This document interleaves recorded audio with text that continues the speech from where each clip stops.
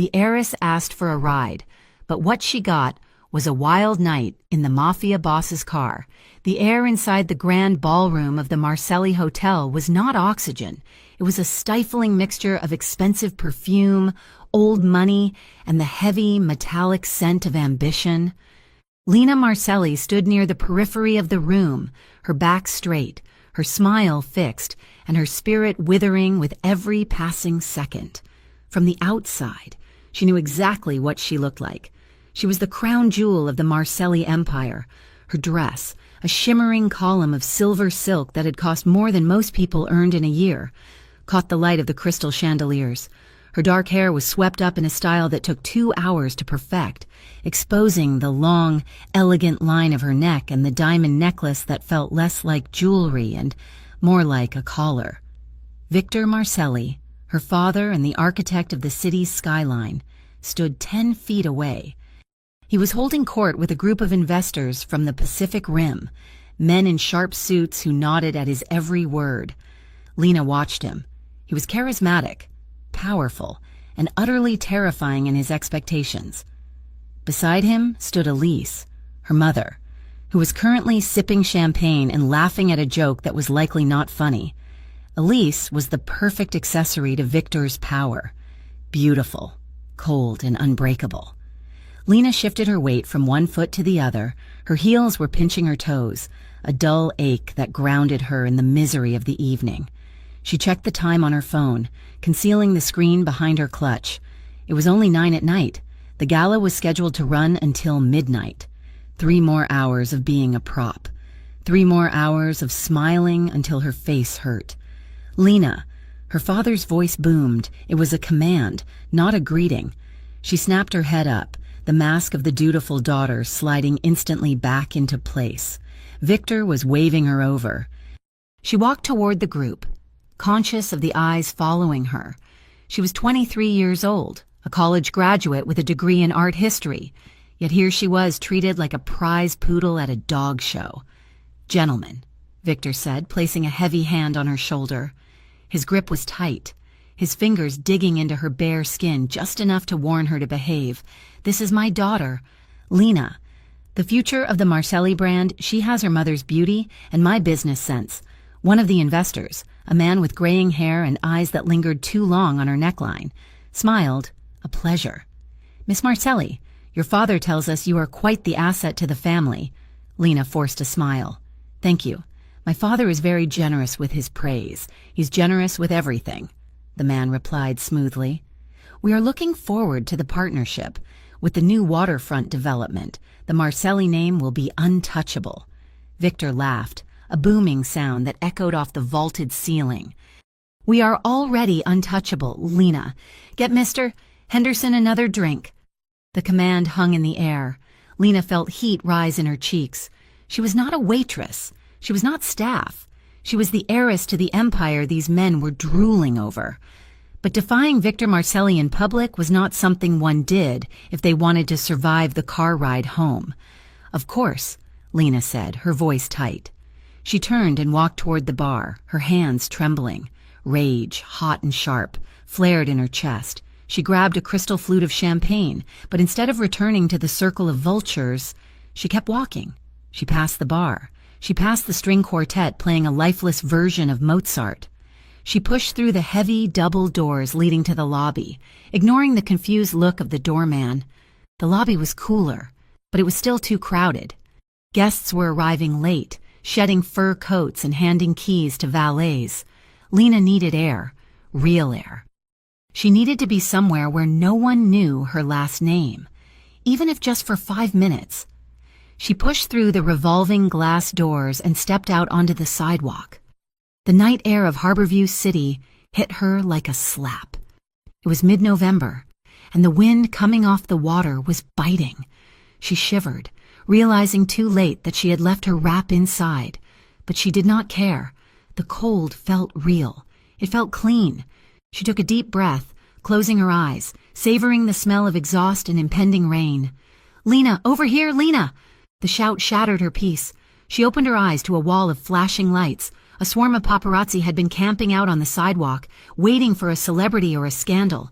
and Lena Marcelli, standing alone, shivering in a silver dress, was close enough to both. "Miss Marcelli, who are you wearing? Is it true the merger is in trouble? Lena, look this way." They surged forward like a wave. Microphones were shoved in her face. Phones were held aloft, recording her shock. Lena stumbled back, her heel catching on a crack in the pavement.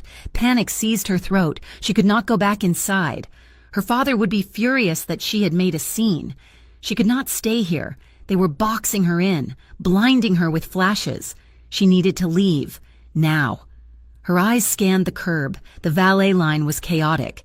Cars backed up 3 deep, but near the end of the line, idling with a quiet menace, was a black luxury sedan. It looked exactly like her father's car, a sleek, armored beast with tinted windows that promised oblivion. It had to be her driver. Victor always kept a car on standby. "Excuse me," Lena yelled, pushing past a photographer who was practically standing on her toes. She bolted toward the car. The paparazzi followed, a pack of wolves sensing a wounded deer. Lena reached the back door of the sedan, wrenched it open, and dove inside. She slammed the door shut, cutting off the noise of the outside world instantly. The silence in the car was absolute. The air was warm and smelled of expensive leather, cedarwood, and something sharp, like gun oil. Lena slumped back against the seat, her heart hammering against her ribs like a trapped bird. She closed her eyes, exhaling a shaky breath. "Thank God," she whispered. "Just drive, Thomas. Please, get me out of here." There was a pause, a beat of silence that lasted 2 seconds too long. The car did not move. Lena opened her eyes. She looked toward the front. The partition was down. The man behind the wheel was not Thomas, her family's elderly, chatty driver. This man was younger, with a shaved head and a neck as thick as a tree trunk. He was staring at her in the rearview mirror, his expression one of utter confusion. "Drive." "Nico." The voice came from the front passenger seat. It was deep, calm, and resonated with a terrifying kind of authority. Lena froze. She turned her head slowly to look at the passenger seat. The man sitting there was not her father. He was looking at her over his shoulder, one arm resting casually on the back of his seat. He was devastatingly handsome in a way that set off alarm bells in her primitive brain. He wore a black suit that fit him like a second skin, the fabric straining slightly across broad shoulders. His shirt collar was unbuttoned at the top, revealing the edge of a tattoo, black ink spiraling up his neck before disappearing beneath the crisp white fabric. His hair was dark, swept back, and his eyes were the color of steel, cold and amused. He radiated a controlled, dangerous energy that made the air in the car feel thinner than it had outside. "Who are you?" Lena gasped, shrinking back against the door. "I should be asking you that," the man said, his voice smooth like velvet over gravel. "Considering you just hijacked my car." Lena's hand fumbled for the door handle. Locked. Of course it was locked. "Let me out," she demanded, though her voice shook.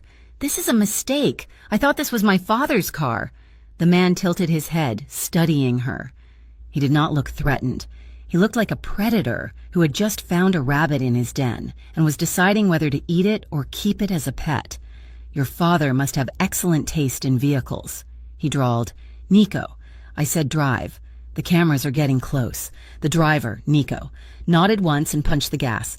The car surged forward, merging aggressively into the Harbor View traffic. Lena was thrown back against the leather seat. "No, stop," Lena shouted. "You can't just take me. Do you know who I am?" The man in the front seat chuckled, a low, dark sound. "I know exactly who you are." Lena Marcelli. It is hard to miss the princess of the city when her face is plastered on every billboard from here to the airport. He turned around fully now, shifting in his seat so he could watch her. His gaze dropped to her hands, which were trembling violently in her lap, and then moved up to her flushed cheeks. A spark of interest lit up his eyes. "You are shaking," he observed. "I am being kidnapped," she snapped, fear making her bold. "Kidnapped implies intent," he replied calmly. "You jumped in my car, remember? I am just giving you the ride you asked for. I want to go home. Take me to the estate." The man watched her for another moment, his eyes lingering on the pulse fluttering in her throat. Then he turned back to face the road. "Not yet," he said. What do you mean? Not yet, Lena demanded, leaning forward. Who are you? Dante, he said simply. Dante Moretti. The name hit her like a physical blow. Lena stopped breathing. She knew that name. Everyone in Harborview knew that name, though it was rarely spoken above a whisper in her social circles. Dante Moretti was a ghost story. He was the head of the syndicate that controlled the docks, the unions, and half the nightlife in the city. He was a man her father had warned her never to look in the eye, and she was sitting in his back seat. "Oh my God," she whispered. "Relax," Dante said, his eyes watching the side mirror. "I do not eat heiresses for dinner. Usually." Before Lena could process the terror rising in her throat, the car swerved violently to the left. Lena gasped, grabbing the leather armrest to keep from being thrown across the seat. "Boss," Nico said, his voice tight. "We have a tail. Black SUV, no plates." Dante's demeanor shifted instantly. The amusement vanished. His posture went rigid, tactical. He did not look at Lena. He looked at the road, his eyes narrowing. "Is it Viscari?" Dante asked sharply. "Looks like his crew," Nico confirmed. Glancing in the rearview mirror, "They are gaining. Lose them," Dante ordered. "Do not let them get alongside us." The car accelerated, the engine roaring with a power that vibrated through the chassis. Lena watched in horror as the speedometer climbed. 80, 90. They were weaving through the downtown traffic, cutting off taxis and blasting through red lights. "What is happening?" Lena cried out, bracing herself as the car drifted around a sharp corner. "Keep your head down," Dante commanded. His voice was no longer teasing. It was the voice of a general in the field. "I want to get out," Lena screamed. "Unless you want to exit a vehicle moving at 100 miles per hour. I suggest you sit back and shut up." Dante snapped. He looked back at her then, and for the first time, Lena saw the violence beneath the suit. It was not directed at her, but it was there, a coiled spring ready to snap. "There are men in that SUV who want me dead." "Lena," he said, his words clipping out fast and hard. "If they stop us, they will not ask for your autograph. Do you understand?" Lena stared at him, wide-eyed. The reality of the situation crashed down on her. This was not a movie. This was not a misunderstanding.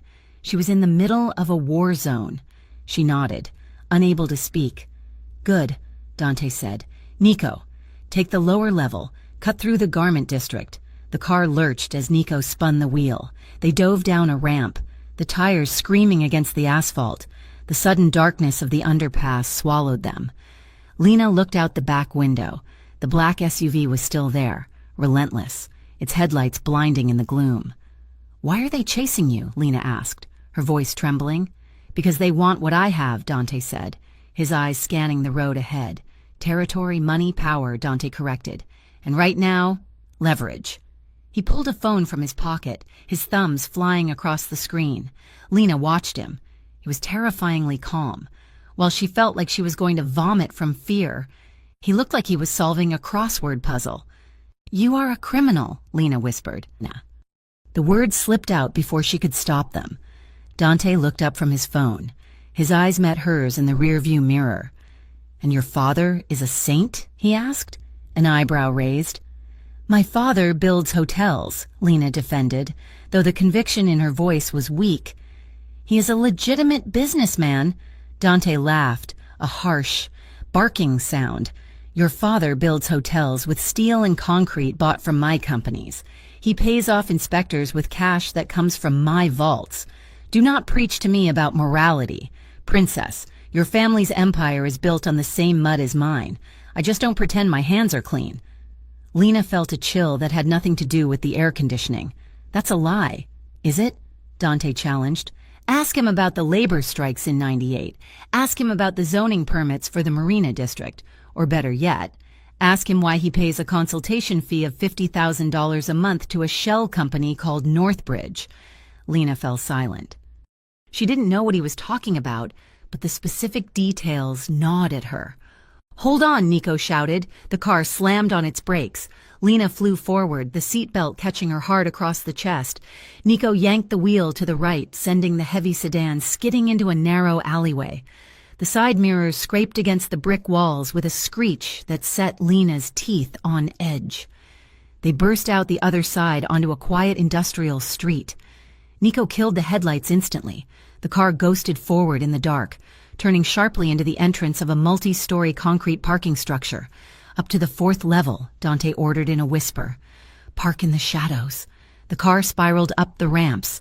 Lena held her breath, listening for the roar of the pursuing SUV, but there was nothing. Just the hum of their own engine and the sound of her own blood rushing in her ears. Nico pulled the car into a dark corner on the 4th floor, behind a concrete pillar. He killed the engine. Silence descended like a heavy blanket. For a long minute, no one moved. Dante sat perfectly still, his head cocked to the side, listening.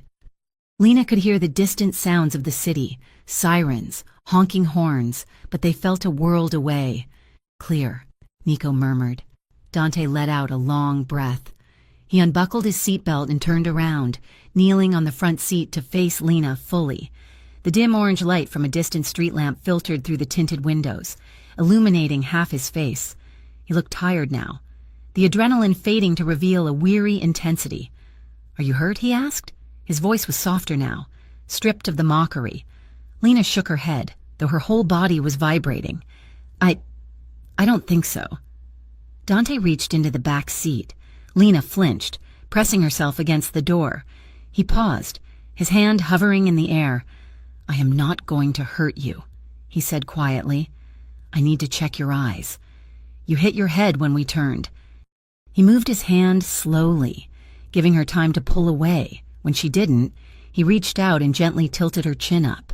His fingers were rough, calloused, but his touch was surprisingly light. "Look at me," he commanded softly. Lena looked.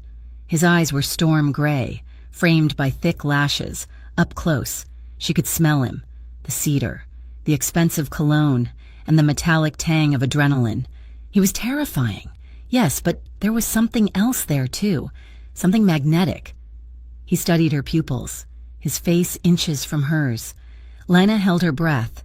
She had never been this close to a man who wasn't trying to sell her father something or take her picture. This was raw. It was intimate in a way that made her skin prickle. His thumb brushed against her cheekbone, wiping away a smudge of mascara. His gaze dropped to her lips for a fraction of a second, and the air between them suddenly felt charged. Electric. "You are fine," Dante murmured, his voice dropping an octave. "No concussion." "Just scared."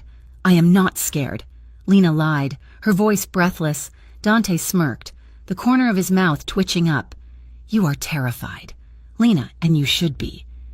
You just stepped into the deep end of the pool." He pulled his hand back, the loss of contact leaving her skin feeling cold. Lena stared at him, her heart rate refusing to slow down. She felt a strange pull in her chest, a curiosity that warred with her survival instinct. She should be screaming, she should be running, but she was frozen, captivated by the monster in the front seat. "Take me home," she whispered. "Please." Dante stared at her for a long moment, his expression unreadable. Then he turned back around and settled into his seat. "We will wait 10 minutes to make sure they are gone," he said, his voice returning to that cool, detached tone. "Then I will take you to a place where we can talk." "Talk?" Lena asked. "I do not want to talk. I want to go to my house." Dante looked at her in the mirror again. "I cannot take you home. Lena, not yet." "Why?" "Because," Dante said grimly, looking out at the dark city skyline. "If Vescari saw you in my car, he thinks you are part of the game now. And if I drop you off at your front door, I am just painting a target on your back." Lena stared at the back of his head, the weight of his words sinking in. The wild night was not over. It was just beginning. The engine of the black sedan purred with a low, predatory rumble as they merged back onto the highway, but Lena noticed immediately that they were not heading toward the expansive, manicured lawns of the Marcelli estate. Instead, the car was climbing. The city lights of Harborview began to drop away, transforming into a glittering carpet of diamonds against the velvet dark of the bay. "You are going the wrong way," Lena said, her voice sharp. The panic from the chase had settled into a cold, hard knot in her stomach, but she refused to let it show. "My house is north." "We are heading west toward the cliffs. I know where you live." "Lena," Dante replied from the front seat. He did not turn around this time. He was watching the mirrors, his attention split between the road ahead and the potential threats behind. "But I am not taking you there. Not yet. This is kidnapping," Lena snapped, reaching for her phone. "I am calling the police." Dante's hand shot out, not to grab her, but to turn down the radio, drowning the car in silence. "Go ahead," he said, his voice terrifyingly calm. "Call them. Tell them you are in Dante Moretti's car. Within 10 minutes, every scanner in the city will pick it up. By the time the squad cars arrive, the paparazzi will be there too. Is that what you want? A photo of the Marcelli heiress being pulled out of a crime boss's back seat in her gala dress?" Lena's thumb hovered over the screen. He was right. The scandal would be instantaneous and catastrophic. Her father would be apoplectic. Her mother would likely faint from the sheer impropriety of it all. She lowered the phone, defeating, slumping her shoulders. "Where are we going? Somewhere quiet," Dante said. "Somewhere without microphones and cameras. We need to talk, and I do not trust the air in your penthouse any more than I trust the streets right now." 10 minutes later, the car slowed, turning onto a gravel turnout at the top of Outlook Point. It was a secluded spot, usually frequented by teenagers looking for privacy, but tonight it was empty. The wind whipped off the ocean, rattling the bare branches of the trees lining the cliff edge. Below them, Harborview City was a sprawling grid of gold and amber light, beautiful and deceptive. Dante killed the engine. The silence that rushed in was heavy. "Stay here, Nico," Dante instructed the driver. He opened his door and stepped out into the chill night air. He walked to the edge of the overlook, lighting a cigarette, the small flame flaring briefly against the darkness. Lena watched him for a moment. He looked like a statue carved from shadows, his silhouette imposing against the skyline. She could have stayed in the car. It was warm, safe, and armored, but something about his arrogance, the way he assumed he could just drive her around the city like luggage, ignited a spark of defiance in her chest. Lena pushed her door open and stepped out. The wind bit through her silk dress instantly, raising goose flesh on her arms, but she folded them across her chest and marched toward him. "You cannot just bring me here," she said, her voice fighting the wind. "I have security protocols. My father will have teams looking for me." Dante exhaled a plume of smoke, not looking at her. He kept his eyes on the city below. "Your father's security teams are exactly why we were chased," he said flatly. "That is ridiculous," Lena scoffed, stepping closer. Her high heels crunched on the gravel. "Those men were chasing you. You said it yourself. They are your rivals. They are my rivals." "Yes," Dante agreed, finally turning to face her, the orange glow of the distant city reflected in his eyes, making them look like burning steel. "But they were tailing you, Lena. They were waiting outside the gala. They did not know I was there until I pulled out. They thought they were following the Marcelli princess home." Lena froze. "Why would they follow me? I have nothing to do with your world." Dante laughed, a dry, humorless sound. "You have everything to do with my world. You just do not know it." He took a step toward her, and instinctively, she held her ground, though every nerve in her body told her to retreat. "Your father is not just a hotelier." "Lena," Dante said, his voice dropping low, "the Marcelli Corporation is a washing machine. A very expensive, very efficient washing machine for dirty money." "That is a lie," Lena spat, shaking her head. "My father built this city. He's a legitimate businessman. He's a partner to sharks," Dante corrected. "For the last 5 years. He's been laundering money for the Vescari crime family. Northbridge Holdings? That is Vescari's shell company.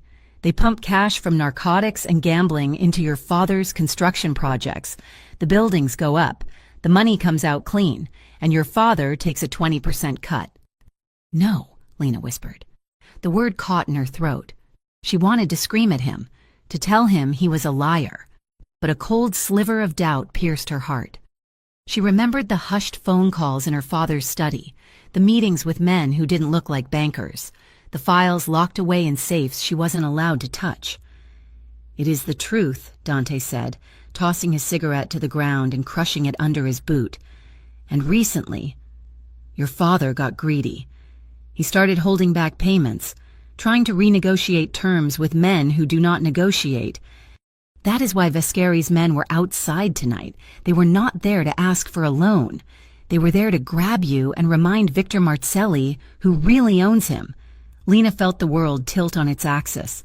She wrapped her arms tighter around herself, shivering violently now, and she wasn't sure if it was the cold or the horror of what he was saying. "I don't believe you," she said, her voice trembling. "You're just trying to scare me. You are a criminal.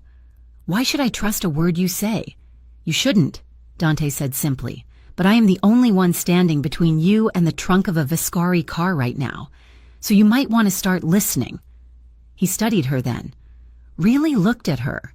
He saw the way she was vibrating with cold, the way her knuckles were white where she gripped her own arms. His expression softened, just a fraction. He took off his suit jacket, the movement fluid and quick, and stepped forward to drape it over her shoulders. It was heavy and warm, smelling of him, tobacco, leather, and that sharp, clean scent of danger. Lena was too stunned to reject it. She pulled the lapels tight, drowning in the fabric. "Why?" Dante asked quietly. "Why what?"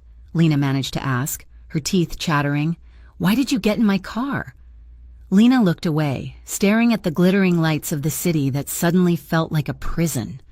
"I told you," she said, "I was escaping the paparazzi." "You have security," Dante countered. "You have a driver. You could have gone back inside the hotel. But you didn't. You saw a black car. You didn't check the plate, and you jumped in. That is not just panic. Lena, that is desperation." Lena swallowed hard. The wind whipped a strand of hair across her face. Sticking to her lip gloss, she peeled it away, her hands shaking. I wanted to disappear," she admitted, her voice so quiet the wind almost stole it. Dante stepped closer, blocking the wind with his body. "Disappear? You are the face of the city." "I am a billboard," Lena corrected bitterly, tears pricking her eyes. "I am a prop for my father's investors. Look at the perfect daughter. Look at the perfect life." I stood there tonight, in a dress that costs more than a house, feeling like I couldn't breathe. I just wanted, I don't know. I wanted 5 minutes where I wasn't Lena Marcelli. I wanted to be a normal girl who just needed a ride home. Her voice cracked on the last word. The adrenaline from the chase, the shock of his accusations, and the exhaustion of the night finally crashed into her. Her chest tightened. Her breath started coming in short, shallow gasps. "Hey," Dante said, his voice changing instantly. It lost its hard edge, becoming low and steady. "I can't—" Lena gasped, clutching his jacket. The air felt too thin. The ground felt like it was swaying. "I can't breathe. Panic attack," Dante noted. He didn't ask, he knew. He moved in, closing the distance between them. He didn't grab her roughly. Instead, he took her wrist, his large hand wrapping completely around it. His fingers were warm and calloused, an anchor in the storm of her anxiety. "Lena, look at me," he commanded, but gently. She shook her head, her vision swimming with black spots. "I can't." "Yes, you can. Look at me." She forced her eyes up. Dante was right there, filling her vision. He wasn't looking at her with pity. He was looking at her with a calm, absolute focus. "Feel my hand?" he asked. She nodded jerkily. "Feel your pulse? It is racing. We're going to slow it down." He took her other hand and placed it flat against his chest, right over his heart, beneath the crisp white shirt. She could feel the slow, steady thud of his heartbeat. It was powerful, unhurried, a stark contrast to the frantic flutter of her own. "Breathe with me," Dante said. He inhaled deeply, his chest expanding under her palm. Lena tried to mimic him, sucking in a jagged breath. "Hold it," he instructed. 1, 2, 3, now out, slow." He exhaled, a long, controlled breath. Lena followed, her shoulders dropping an inch. Again. In. They stood there on the edge of the cliff, the wind howling around them, locked in a bubble of silence. Dante kept his eyes on hers, grounding her, his thumb rubbing slow, rhythmic circles on the inside of her wrist. It was an incredibly intimate gesture, far more personal than anything she had ever experienced with the polished, safe boys her father introduced her to. Slowly, the black spots faded, the vice around her chest loosened. Her breathing synced with his, deep, rhythmic, steady. "Better?" Dante murmured. Lena nodded, realizing suddenly how close they were. Her hand was still on his chest. His hand was still holding her wrist. She could see the flecks of silver in his gray eyes, the faint scar cutting through his left eyebrow. "Yes," she whispered. "Thank you." She didn't pull away. She should have. She knew she should have, but the warmth radiating from him was intoxicating. For the first time all night, maybe for the first time in years, she felt safe. Not safe because she was sheltered, but safe because the most dangerous thing in the world was standing between her and everything else. Dante didn't pull away either. His gaze dropped from her eyes to her lips. The air between them thickened, charging with a static electricity that made Lena's breath catch again, but for a very different reason. His hand on her wrist slid up, his fingers brushing the sensitive skin of her forearm, sending a shiver racing straight to her spine. He leaned in, just an inch. Lena's eyelids fluttered. She found herself leaning toward him, drawn by a magnetic pull she couldn't rationalize. She wanted him to kiss her. It was a reckless, insane thought, but she wanted it with a sudden, fierce hunger. Dante froze. His jaw tightened. The spell broke. He pulled his head back, though he didn't let go of her arm. "Do not look at me like that." "Lena," he murmured, his voice rough. "Like what?" she whispered. "Like I am the hero of this story." He said, "I am not."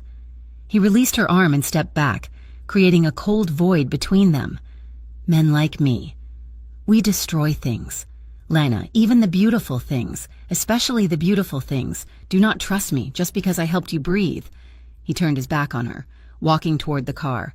"Get in," he said over his shoulder. "I am taking you back." The drive down from the overlook was silent. Lena huddled in his jacket, the scent of him surrounding her, feeling foolish and confused. Dante was back to being the cold, tactical general, his eyes scanning the mirrors.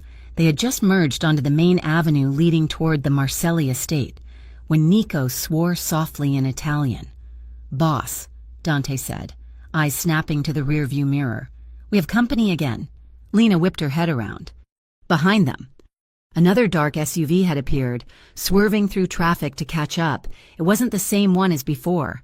This one was larger, aggressive, its grille reinforced with a heavy guard. "Is it them?" Lena asked, fear spiking again. Dante didn't answer. He watched the SUV accelerate. "They are not trying to tail us this time," Dante said, his voice devoid of emotion. "They are trying to run us off the road." They were approaching a massive concrete bridge that spanned the industrial canal. The road was narrower here, walled in by high barriers. "Stop the car," Dante ordered. "What?" Nico and Lena said in unison. "Stop the car! Under the bridge! Now!" "But boss," Nico started. "Do it, Nico. I am done running." Nico slammed on the brakes. The heavy sedan skidded to a halt in the shadows beneath the bridge's massive support arches. The SUV behind them screeched to a stop 30 feet away, its high beams blinding in the dark. Dante unbuckled his seatbelt. He turned to Lena. "Stay down. Do not open this door unless I tell you to." He reached under his seat and pulled out a heavy, matte black pistol.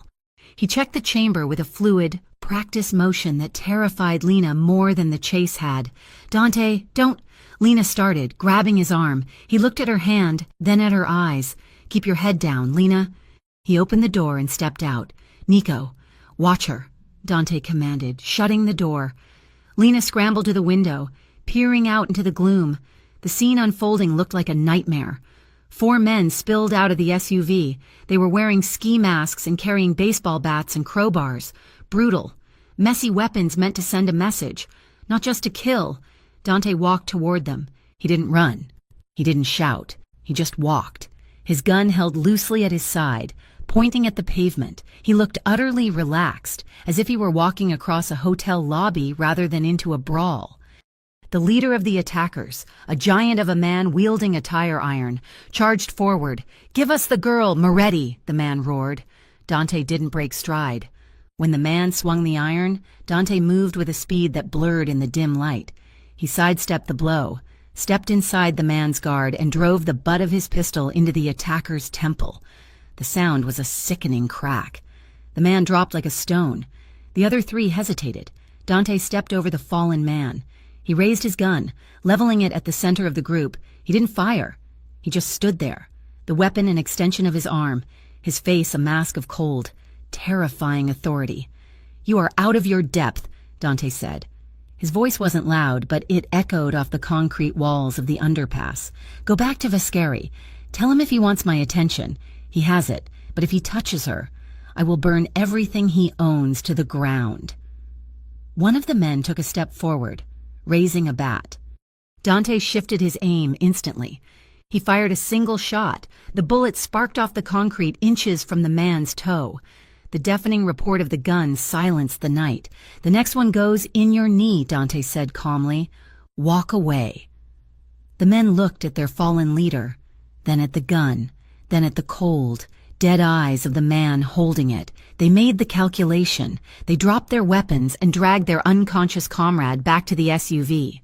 Tires squealed as they reversed frantically, peeling away into the night. Dante watched them go.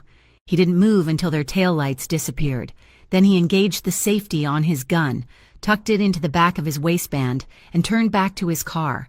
Inside the sedan, Lena let out a breath she hadn't realized she was holding. She was shaking, but not just from fear. She was awestruck. She had grown up around powerful men who commanded boardrooms and shouted at assistants, but she had never seen power like that. It was raw, physical, and absolute. Dante opened the back door. The overhead light flickered on. He looked over her, checking for injuries. "Are you okay?" he asked. Lena nodded mutely. She unbuckled her seatbelt and, before she could think it through, stepped out of the car. Her legs felt wobbly. "What are you doing? Get back inside," Dante said, frowning. I needed to see that you were okay," she said, her voice small. She looked at him. He was unharmed. His suit was barely rumpled, but the energy radiating off him was intense, a buzzing heat that seemed to pull her closer. Dante looked down at her. The adrenaline was still coursing through him. She could see it in the dilation of his pupils, the tight set of his jaw. He reached out and touched her elbow to steady her as she swayed slightly in her heels. His thumb brushed the soft skin of her inner arm. The touch sent a jolt of electricity through her that made her knees weak. It wasn't the cold fear of earlier. It was a rush of heat that settled low in her stomach. "I am fine, Lena," he said, his voice rougher than usual. "I do this for a living. You do not." He guided her back into the car, his hand lingering on her arm for a second longer than necessary. 10 minutes later, the sedan idled on a quiet side street 2 blocks from the Marcelli estate. The massive iron gates of her home were visible in the distance, guarded by security teams that had failed to protect her. "I cannot drop you at the gate," Dante said, watching the entrance. "If my car is seen on the cameras, your father will ask questions you do not want to answer yet." Lena nodded. She opened the door. Sliding out onto the pavement, she still had his jacket around her shoulders. She started to shrug it off, but Dante shook his head. "Keep it," he said. "It is cold. How will I return it?" Lena asked.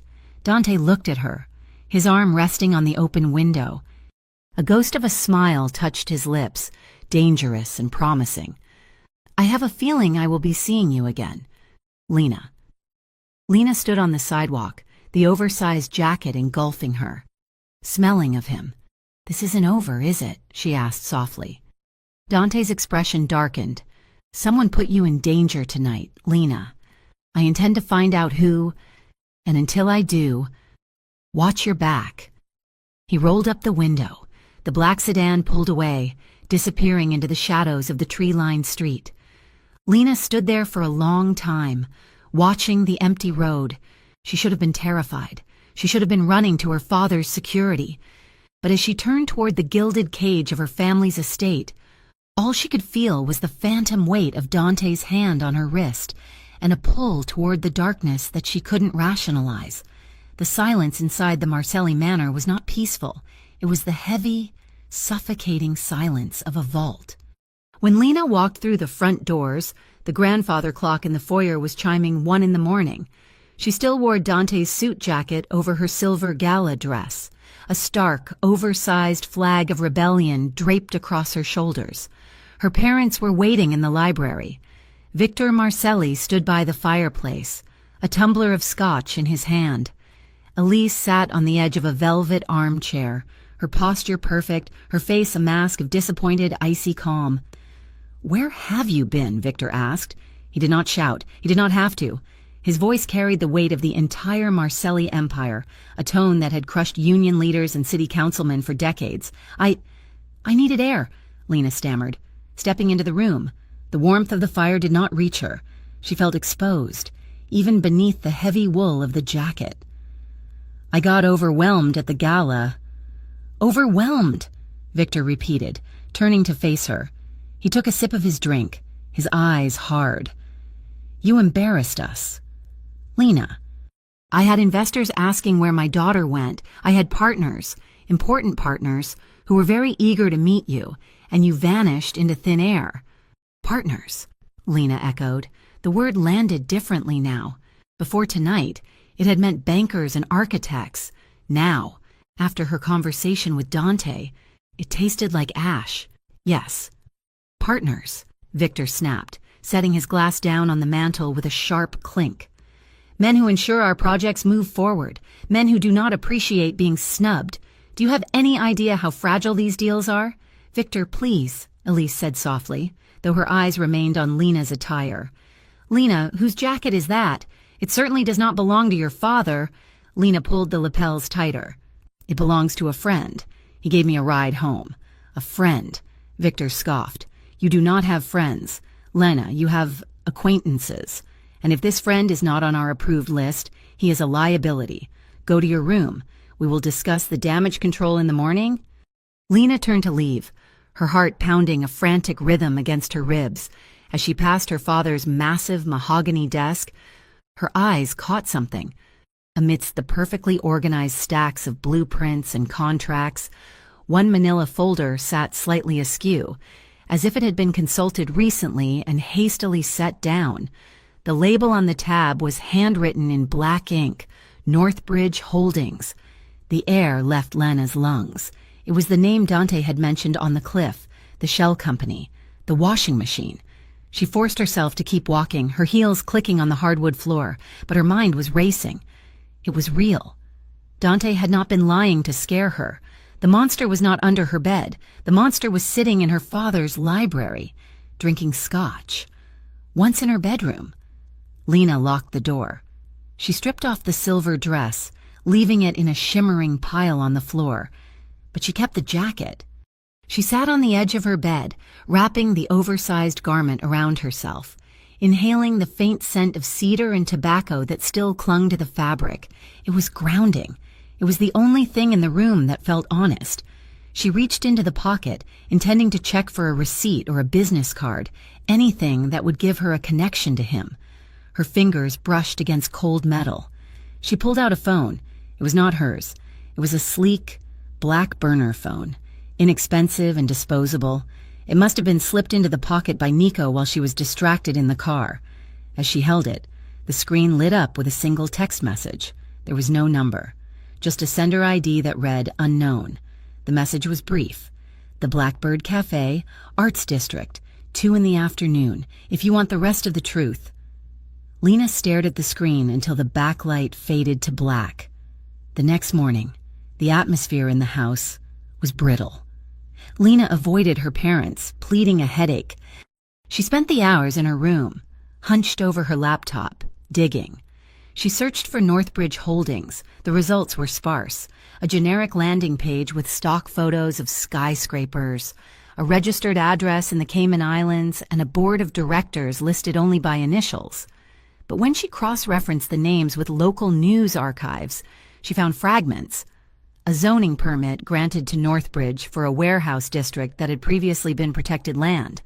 a lawsuit regarding a construction accident at a Northbridge site, settled out of court for an undisclosed sum, and then, buried in a deep web financial forum, a thread speculating on the rise of the Vescari crime family. One user had posted a flowchart of suspected fronts.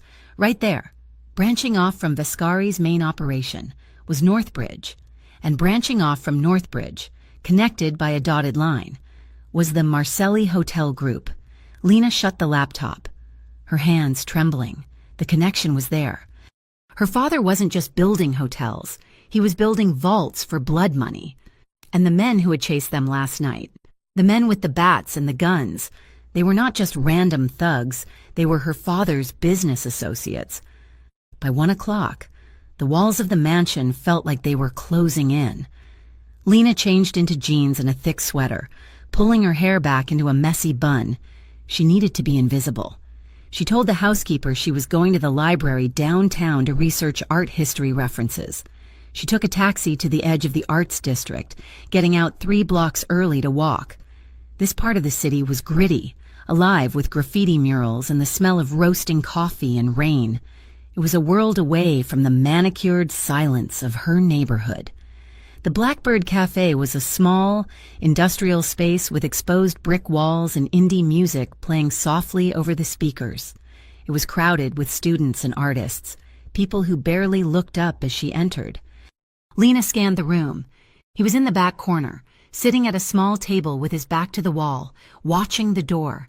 Dante looked different. The bespoke suit was gone. He wore dark jeans and a black leather jacket over a gray t-shirt. He looked younger, rougher, less like a kingpin and more like the dangerous street fighter he had been before he took the throne. But the eyes were the same, steel gray, intelligent and tracking her every move. Lena wove through the tables and sat across from him. She felt painfully out of place, a porcelain doll in a mechanic's shop. "You came," Dante said. His voice was low, barely carrying over the sound of the espresso machine. "You left a phone in my pocket," Lena replied, placing the burner on the table between them. "That is stalking." "Dante, that is insurance," Dante corrected. "I needed a way to reach you that your father's security team could not monitor." "Did you look it up?" Lena didn't have to ask what he meant. She nodded, her throat tight. "Northbridge," she whispered. "I found the file in my father's office, and I found the forum posts online." Dante nodded slowly, taking a sip of his black coffee. "Then you know I was telling the truth. I know there is a connection," Lena said, her voice wavering. "But my father? He might not know. He uses contractors. He uses consultants. He could be a victim in this too."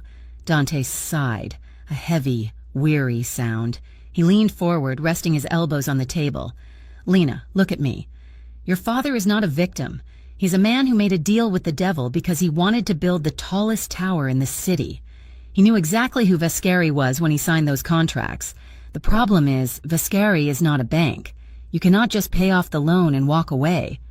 "What does that mean?" Lena asked, fear prickling at her skin. "It means your father is trying to get out," Dante said. "I have heard whispers on the street. Victor is trying to liquidate assets, trying to move money into offshore accounts that Northbridge cannot touch. He thinks he can buy his freedom, but he can't." "No," Dante said grimly. "Vescari does not let people retire.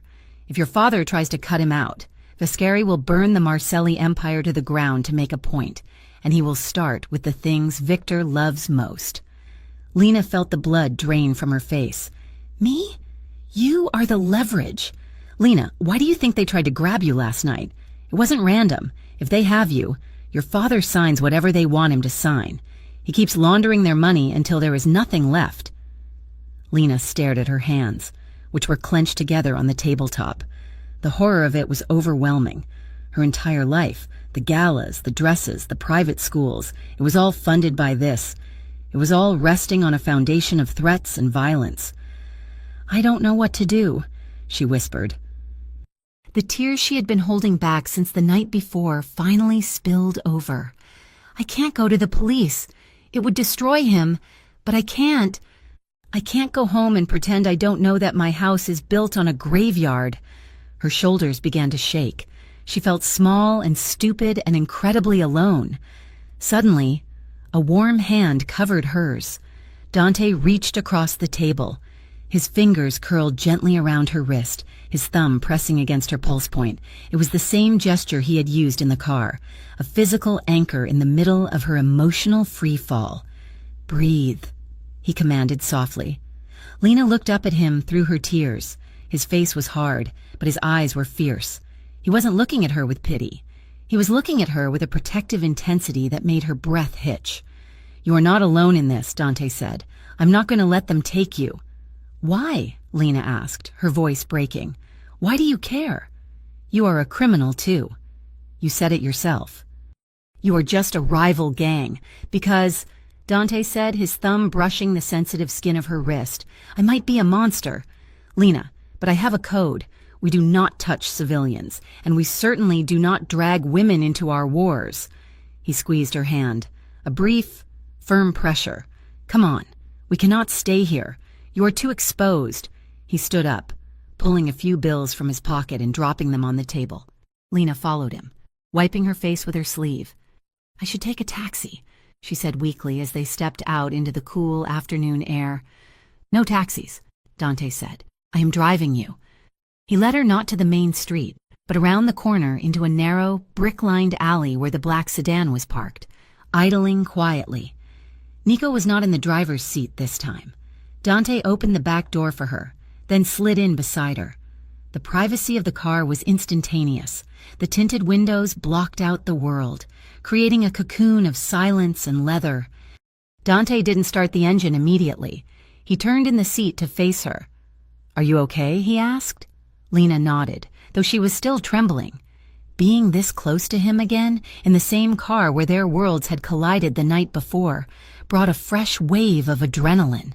But it wasn't fear. It was something else. It was the realization that this dangerous man was the only person on Earth who was telling her the truth. "Thank you," she said softly. "For what?" "For not treating me like a porcelain doll," Lena said, meeting his gaze. "My father. He treats me like something to be displayed, something fragile that will break if the wind blows too hard. You told me the truth, even though it hurt. You treated me like I could handle it." Dante studied her face, his gaze tracing the line of her jaw, the dampness on her eyelashes. "You are not fragile." "Lena," he murmured, "you jumped into a stranger's car to escape a pack of wolves. You stared down a gunman last night. You are stronger than you think." He shifted closer. The space between them seemed to vanish. Lena felt her heart rate pick up, but this time it was a heavy, rhythmic thudding of anticipation. "I don't feel strong," she whispered. "I feel like my world is falling apart." "Let it fall," Dante said, his voice dropping to a rough whisper. "If it was built on lies, let it fall. You will build something better." He reached out, his hand cupping her jaw. His palm was warm, his skin rough against the softness of her cheek. His thumb traced the line of her cheekbone, wiping away a lingering tear. Lena leaned into his touch. It was instinctive. She craved the contact, the solidity of him. Her eyes searched his, looking for hesitation, but she found only a dark, burning hunger. "Dante," she breathed.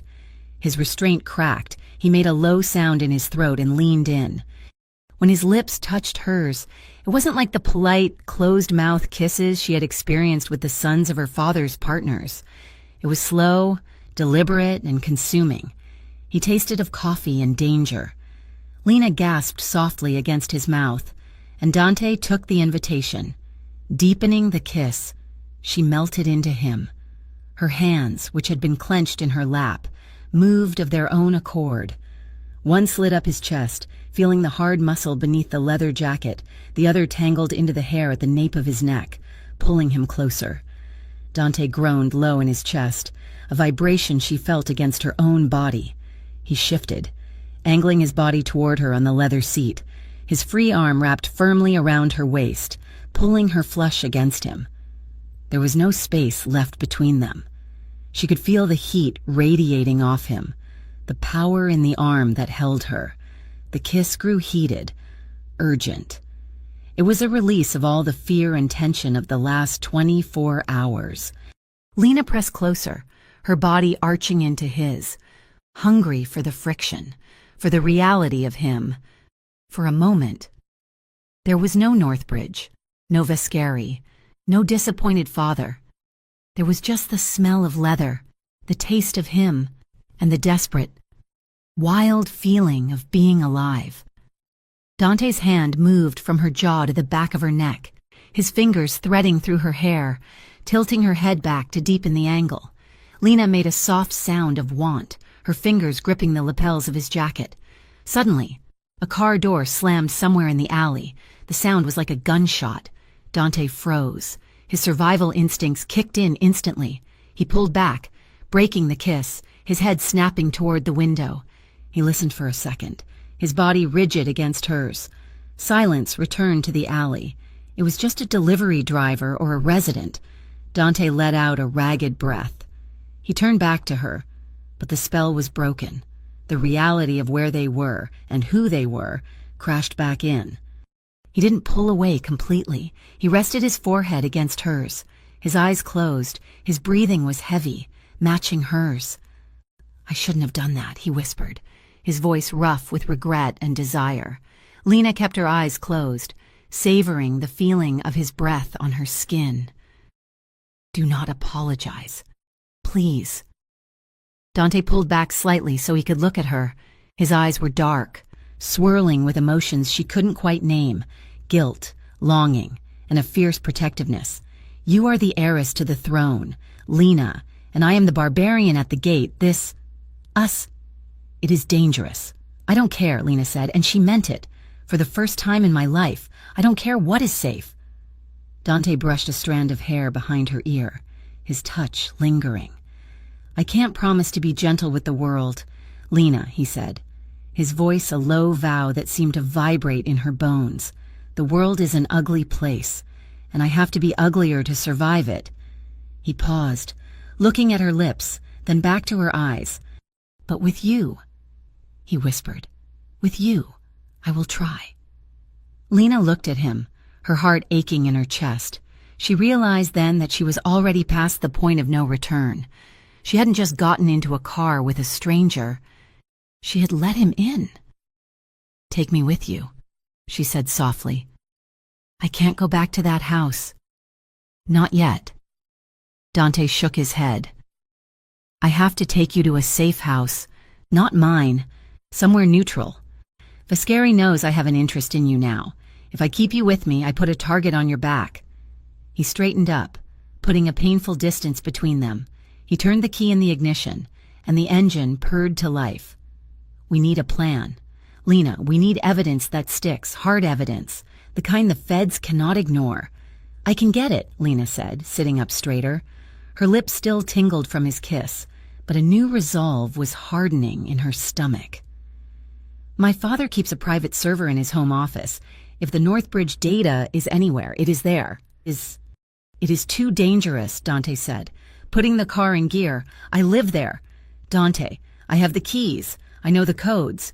Lena reached out, touching his arm. "Let me do this. Let me help you take them down." Dante looked at her hand on his arm, then at the fierce determination in her eyes. He nodded once, a sharp, decisive movement. "Okay, but you stay on the line with me the entire time, and if anything feels wrong, anything at all, you run." The house was quiet, buried under the heavy silence of 3 in the morning. Lena Martelli sat in her father's private study, the only light coming from the glow of the computer monitor. Her fingers hovered over the keyboard. She felt like an intruder in her own life. Getting into the system had been terrifyingly easy. She knew her father's passwords because he used the same variation of her mother's birthday and the year the first Marcelli Hotel opened for everything. It was a sign of his arrogance. He believed he was untouchable. So why bother with complex security inside his own castle? Lena opened the folder labeled Northbridge Holdings.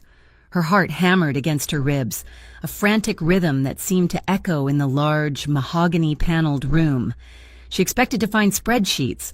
She expected to find tax returns or perhaps some creative accounting. Instead, she found a graveyard.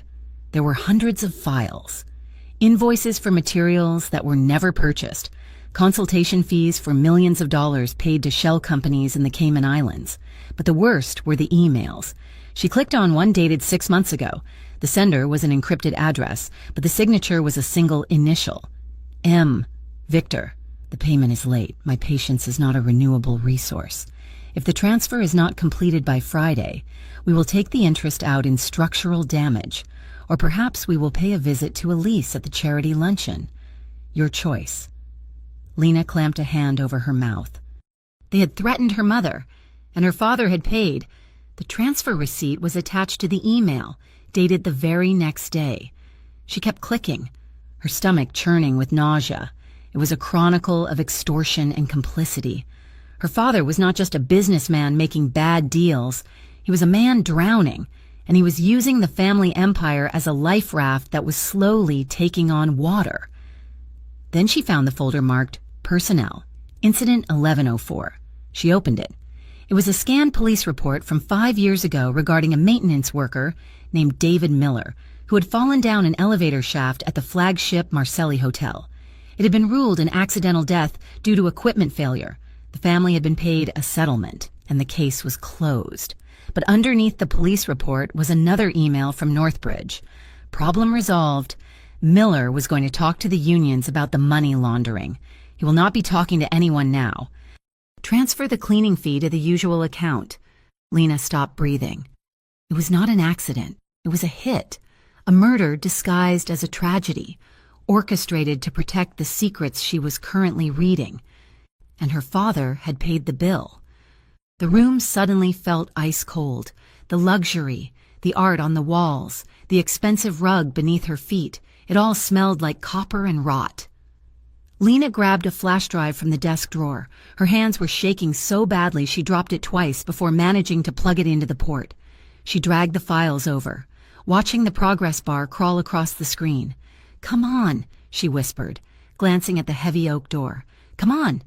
The moment the transfer hit 100%, she yanked the drive out. She shut down the computer, wiped the keyboard with her sleeve to remove fingerprints, and slipped out of the room like a ghost. 30 minutes later, Lena was in the back of a taxi, heading toward the industrial district.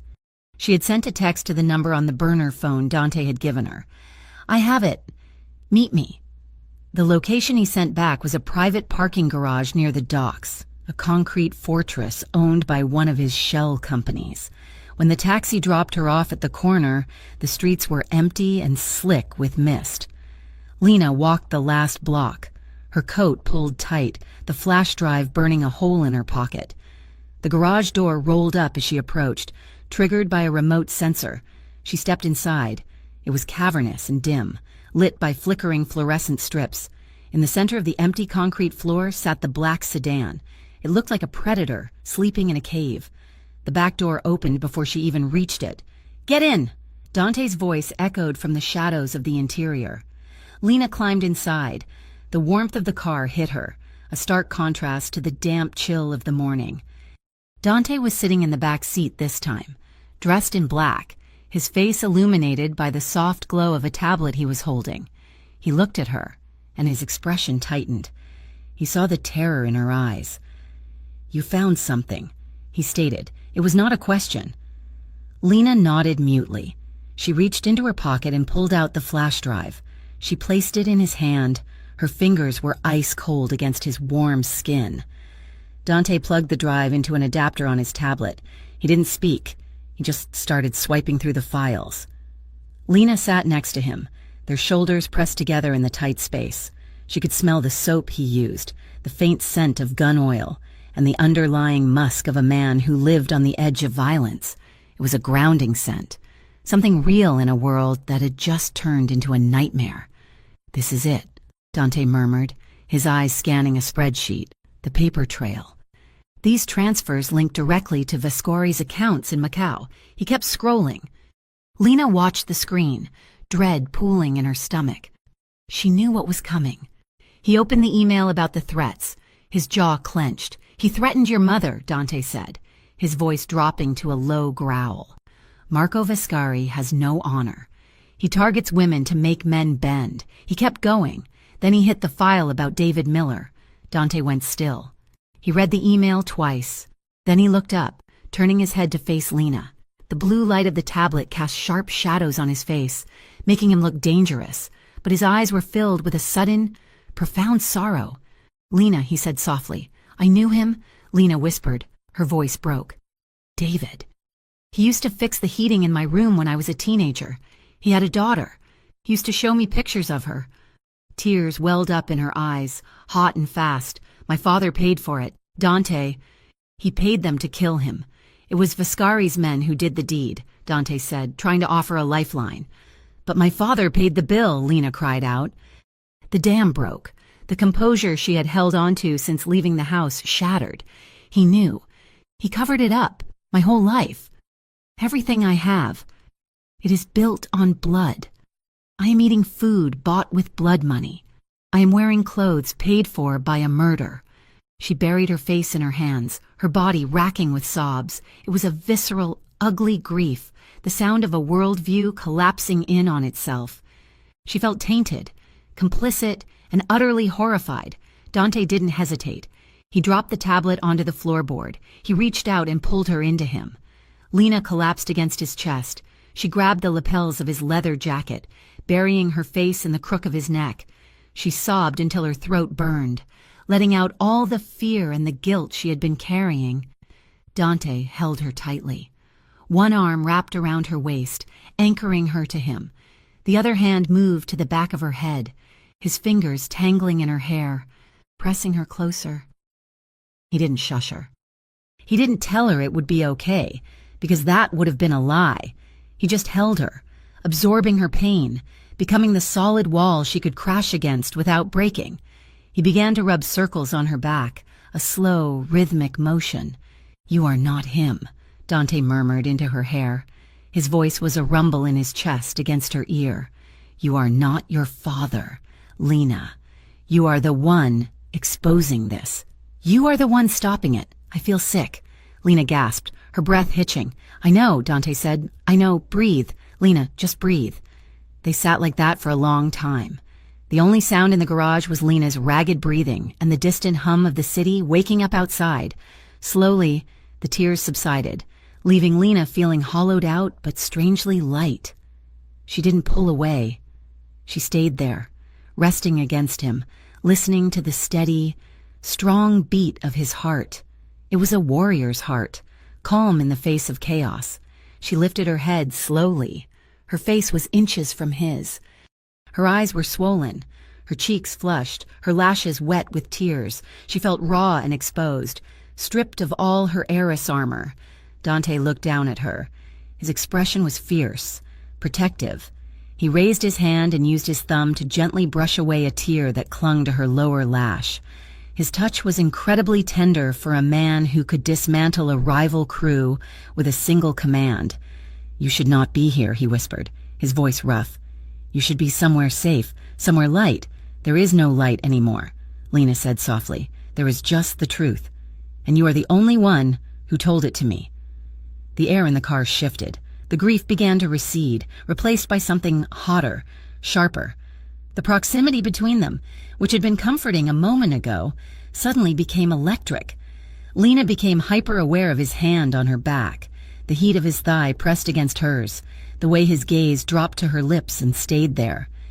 She realized with a jolt that she didn't want to leave his arms. She wanted to get closer. She wanted to erase the memory of the file, the emails, the betrayal, and replace it with something undeniable, something that made her feel alive. Dante. She breathed. She didn't wait for him to make the move this time. She needed to be the one to choose. She shifted, turning her body fully toward him. She reached up, her hand cupping the back of his neck, her fingers sliding into the short, dark hair there. Dante went still, his eyes searching hers for any sign of hesitation. When he found none, his pupils dilated. Lena leaned in and pressed her lips to his. It started slow, a tasting, a question.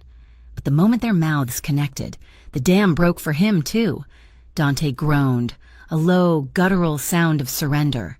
He opened his mouth, deepening the kiss, his tongue sweeping against hers. It wasn't gentle. It was desperate. It was the collision of two people who were standing on the edge of a cliff. Lena moved. The back seat was cramped, but she didn't care. She climbed onto his lap, straddling him, her knees bracketing his hips on the leather bench. The position was intimate, vulnerable, and incredibly bold. She felt the hard ridge of his belt buckle against her stomach, the solid muscles of his thighs beneath her. Dante's hands went to her waist, gripping her firmly, holding her in place. He pulled her flush against him, eliminating every millimeter of space. Lena gasped into his mouth as she felt the full extent of his desire. He was hard, dangerous, and completely hers in this moment. She pressed closer, grinding down slightly, needing the friction. The kiss became urgent, wet and consuming. Her hands roamed over his chest, gripping his jacket, then sliding inside to feel the heat of his shirt. Dante's hands slid down her back, cupping her hips, kneading the flesh there with a possessive strength that made her head spin. For the first time in her life, Lena felt seen. He wasn't holding the Marcelli heiress. He was holding Lena.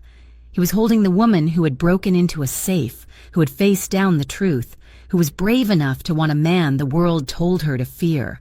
And Dante felt his walls crumbling. He had spent 10 years building a fortress around his emotions, convincing himself that he could never have this. Someone soft, someone good. But she was in his arms, clinging to him like he was her salvation, and he knew with terrifying clarity that he would burn the city down before he let anyone hurt her.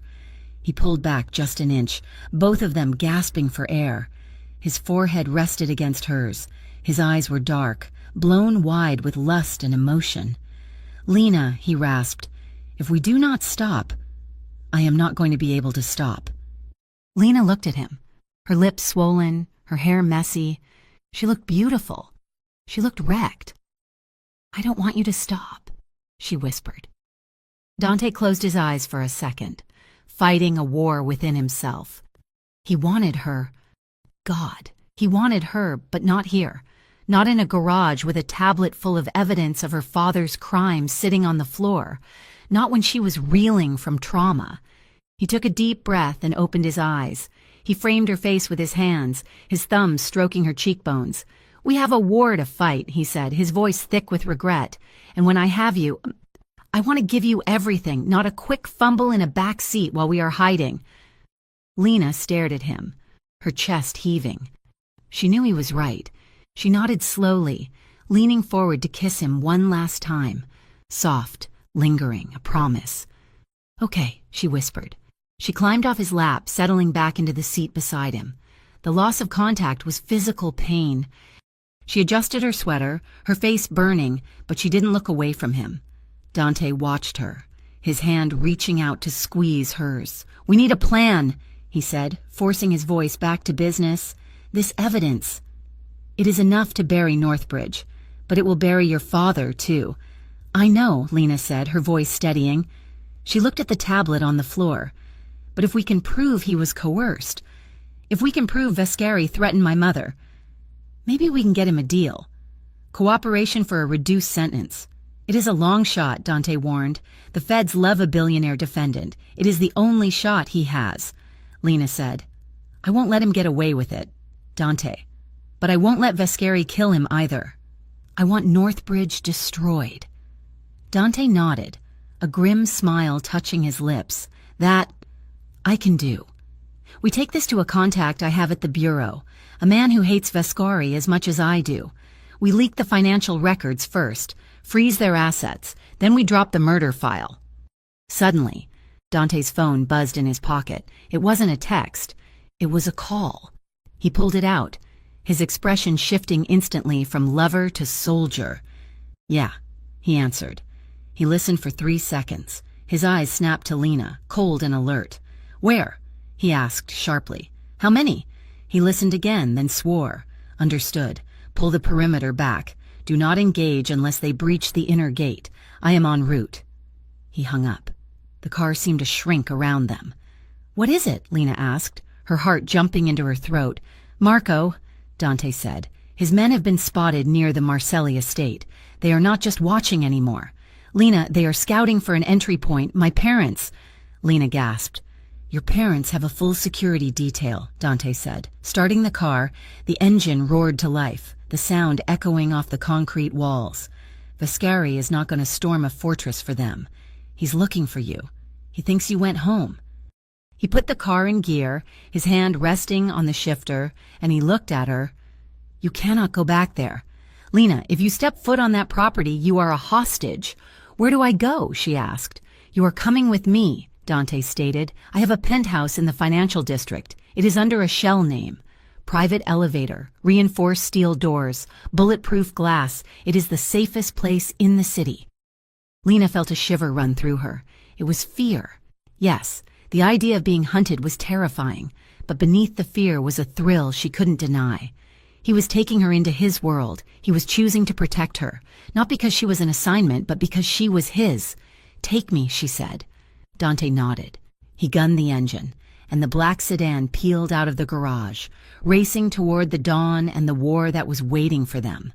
The elevator ride to the top of the Millennium Tower took exactly 45 seconds. Lena counted the seconds in her head to keep her hands from shaking. When the heavy steel doors slid open, she expected opulence. She expected the kind of gilded, velvet-draped luxury that filled her parents' estate. Money shouting to be heard. Instead, Dante's penthouse was silence and glass. The space was massive, an open-concept fortress of concrete floors, gray slate walls, and floor-to-ceiling windows that offered a panoramic view of Harborview City. It was stark, almost clinically minimalist. There were no ornate rugs, no oil paintings of ancestors, no clutter. A black leather sectional sat in the center of the room facing the view, flanked by a low coffee table made of reclaimed steel. A sleek, modern kitchen occupied the far wall, the counters completely bare. It did not look like a home. It looked like a command center. Or a cage. Make yourself comfortable, Dante said, tossing his keys onto a side table. The sound echoed in the quiet room.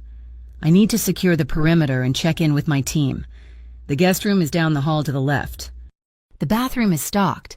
Lena walked to the window, hugging her arms around herself. The city looked different from up here. From the street, it was chaotic and loud. From her father's mansion, it was distant and owned. But from here, it looked like a circuit board, a grid of lights and moving parts that Dante Moretti controlled. She turned to look at the room again, trying to find a trace of the man beneath the legend. Her eyes landed on a single frame sitting on a floating shelf near the hallway. It was the only personal item in the entire living area. She walked over to it. The photograph was black and white, slightly grainy. It showed two young men standing on a pier, arms thrown over each other's shoulders, laughing at something off camera. One was Dante, younger, his face less guarded, his smile wide and genuine. The other boy looked just like him, but softer, with lighter eyes and a carefree posture. That is Carlo. Dante's voice came from behind her. Lena jumped slightly. Turning around, Dante had removed his leather jacket and shoulder holster. He stood in the middle of the room, rolling up the sleeves of his black shirt, his eyes fixed on the photo. Your brother? Lena asked softly. Dante nodded. He walked over, picking up the frame. His thumb traced the glass over the other boy's face. He was the one who was supposed to run things, Dante said, his voice devoid of emotion, though his eyes told a different story. Carlo was charismatic. He was a diplomat. He wanted to legitimize the family business, turn it into something clean. I was just the muscle. I was happy being the muscle. What happened? Lena asked, though she suspected she knew the answer. Marco Vascari happened, Dante said, setting the frame back down with precise care. 5 years ago, Marco wanted our shipping routes. Carlo tried to negotiate a peace treaty. He walked into a meeting with a smile and an open hand. He came out in a body bag. Lena felt a chill run through her. She looked at Dante, at the hardness in his jaw, the vigilance in his posture, and suddenly understood. He wasn't a crime boss because he craved power. He was a crime boss because he was a soldier who had picked up his fallen brother's sword. I took over the next day, Dante continued, turning to face her, and I learned a lesson that Carlo died for. You cannot negotiate with wolves. "Lena, you have to shoot them." He looked at her then, his gaze intense. "That is why I am going to destroy Northbridge. Not just for business. For Carlo. And now, for you." The night dissolved into a blur of strategy and caffeine. They sat at the long dining table, surrounded by laptops and tablets. Dante was on the phone constantly, speaking in rapid-fire Italian and coded English to his lieutenants. Lena sat opposite him, organizing the files she had stolen. It was strange. Working with him. She should have been terrified. She was plotting the downfall of her father's partners with a Mafia don, but instead of fear, she felt a profound sense of purpose.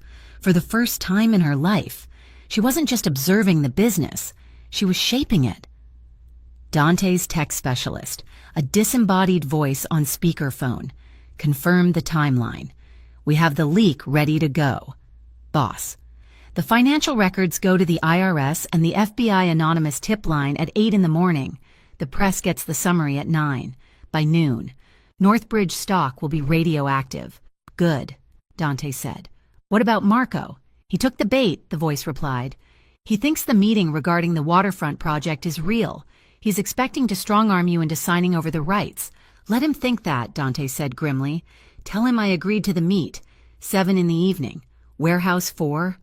Dante hung up the phone and rubbed his temples. The clock on the wall read 3 in the morning. The adrenaline that had fueled them for hours was beginning to fade, replaced by a heavy, quiet exhaustion. Lena pushed her laptop away and stood up, stretching her stiff muscles. She walked over to the kitchen island where a coffee pot had been working overtime. She poured 2 cups and carried them back to the living area.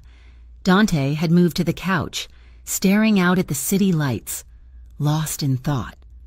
Lena set the cups down on the steel table and sat next to him, leaving a respectable distance between them.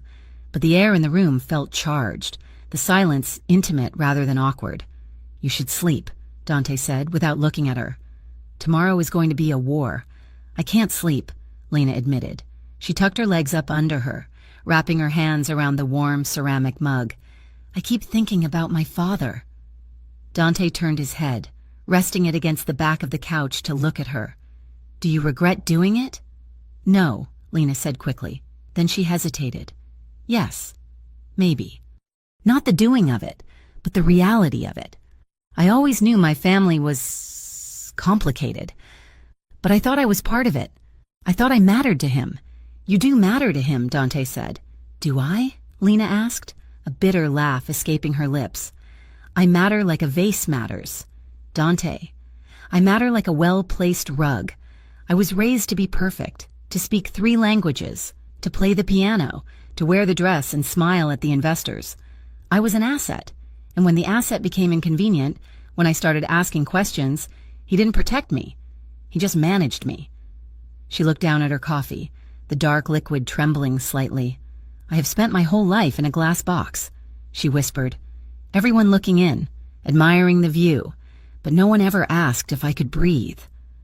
Dante moved then. He didn't say anything at first. He just shifted on the couch, closing the distance between them. He reached out and took the cup from her hands, setting it on the table. Then he took her hands in his. "You are not a decoration." "Lena," he said, his voice low and rough. "I feel like one," she countered, tears pricking her eyes. "I feel small. Against all of this. Vescari, the syndicate, the feds. I'm just a girl who stole a flash drive." Dante stood up, pulling her with him. He led her to the massive window, where the city sprawled out below them like a sea of electric stars. He stood behind her, his body a solid, warm wall against her back. He slid his arms around her waist, locking his hands together over her stomach, pulling her back until she was resting completely against him. "Look at that city," Dante murmured, his chin resting near her temple. His breath ghosted over her ear, sending a shiver down her spine. "It is huge," Lena whispered. "It is a machine," Dante corrected. "It eats people. It chewed up my brother. It corrupted your father. But you stood up to it." He tightened his hold on her, secure and grounding. "You walked into a meeting with a killer and didn't flinch. You broke into the lion's den to get the truth. You are not small, Lena. You are the only one brave enough to face the rot." Lena turned in his arms. The movement was slow, inevitable. She looked up into his face. The shadows of the room softened his sharp angles, but his eyes were burning with a terrifying intensity. "You make me feel brave," she whispered. "No," Dante said, shaking his head slightly. "You were always brave. I just gave you a ride." The tension that had been simmering between them since the car chase, since the garage, finally boiled over. It wasn't an explosion, it was a surrender. Dante lowered his head, and Lena rose to meet him. The kiss was different this time. It wasn't frantic or desperate. It was deep, slow, and devastatingly thorough. It was acclaiming. Dante's hands roamed over her back, tracing the line of her spine, memorizing the shape of her. Lena's hands moved to his chest, bunching the fabric of his shirt, pulling him closer until there was no air left between them. They moved together, a clumsy, beautiful dance toward the couch. They didn't break the kiss. They sank onto the leather cushions, limbs tangling. Lena ended up straddling his lap again, but this time it felt anchored. Right. She pressed her forehead against his, breathing him in. "Dante," she breathed, her voice wrecked. Dante's hands were on her waist, his thumbs rubbing circles against her hips through her sweater. He kissed her jaw, her neck, the sensitive spot behind her ear. Lena arched into him, a soft sound escaping her throat. The heat in the room spiked, becoming a physical weight. His hands slid up under the back of her sweater, his palms warm against her bare skin. Lena gasped, her own hands moving to the buttons of his shirt. She fumbled with them, her fingers shaking with want. Dante stopped her. He caught her hands in his, holding them still against his chest. His breathing was ragged, his heart pounding a frantic rhythm beneath her palms. Lena looked at him, confused, her lips swollen and red. "What is it?" Dante closed his eyes for a second, fighting for control. When he opened them, the desire was still there, burning hot, but something else was stronger. "Not tonight," he rasped. Lena pulled back slightly, hurt flashing in her eyes. "You don't want me?"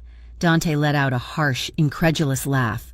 "Lena, I want you more than I want my next breath. I want to take you into the bedroom and keep you there for a week. I want to map every inch of you."